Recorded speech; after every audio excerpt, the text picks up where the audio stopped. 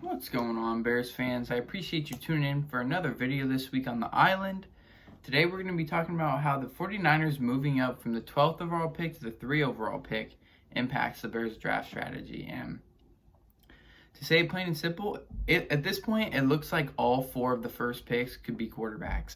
Trevor Lawrence to Jacksonville has been kind of written in for a while. Zach Wilson's arm talent and talent overall, I mean, it's easy to see him going number 2, and the Jets haven't specifically said Darnold's their guy. 3, at that point, the Niners could really go with a multitude of guys. I know Shanahan and John Lynch are visiting Mac Jones's pro day today in Tuscaloosa. That should be noteworthy. If they're both heading out there, just shows that they really want to get a good look at him. You got Trey Lance, who has a huge ceiling. Honestly, I'm not very high on him. I don't like the amount of games played. It scares me. Like with Trubisky, I'm not super high on him. I have him as my 5th best quarterback in this draft. But the Niners could easily take him if Jimmy is their guy for this year. That's the thing. John Lynch saying Jimmy's our quarterback really should be asking, for how long is he your quarterback? Like this whole year?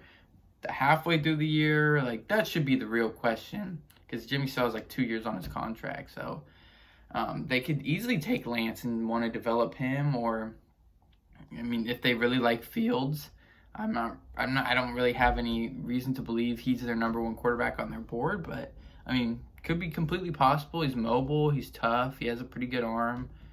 If he develops, he could be pretty good. I think he could be like a little bit lesser version of Deshaun Watson if he pans out, maybe like lesser Dak Prescott, but that's like a super upper echelon of development. But then you get to 4 with Atlanta. If they still have Matt Ryan for I think a couple years, they could easily take Lance, and they're projected to take Lance and develop him. Could take Fields, develop him. When you're picking at 4, it's like with a team like Atlanta, they're damn near in a rebuild. I mean, they have Julio, and that's it. I mean, you could pick a number of positions that they could try to fill with that 4th overall pick, but getting your guy for the future, having him develop, is probably the best plan of action for Atlanta, and that's probably what they'll do. They're projected to do that.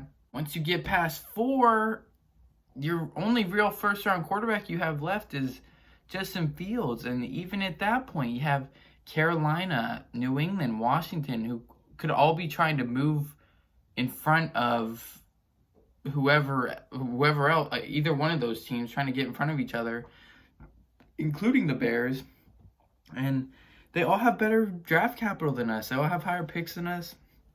So it's like, how are you going to outbid a team at 9 or 15 or 19 when you're at 20 trying to get to 4 or to 5 to 6 maybe? And it's just, I don't see it happening. And if it does happen, Ryan Pace is probably going to be giving up.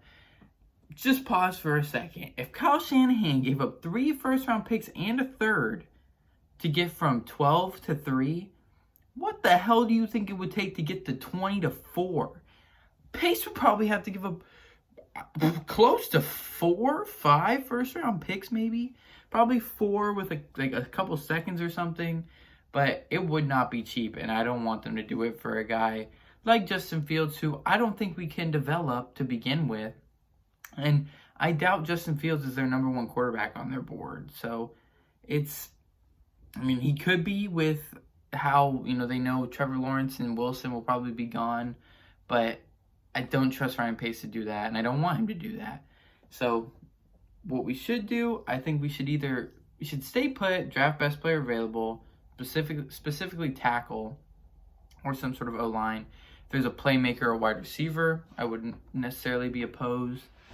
Or, my biggest goal for this Bears team is to trade back. Just trade back. Acquire some picks. This draft is super deep in rounds like 2 through 5. So the mid-rounds, really a lot of talent that we could pick from.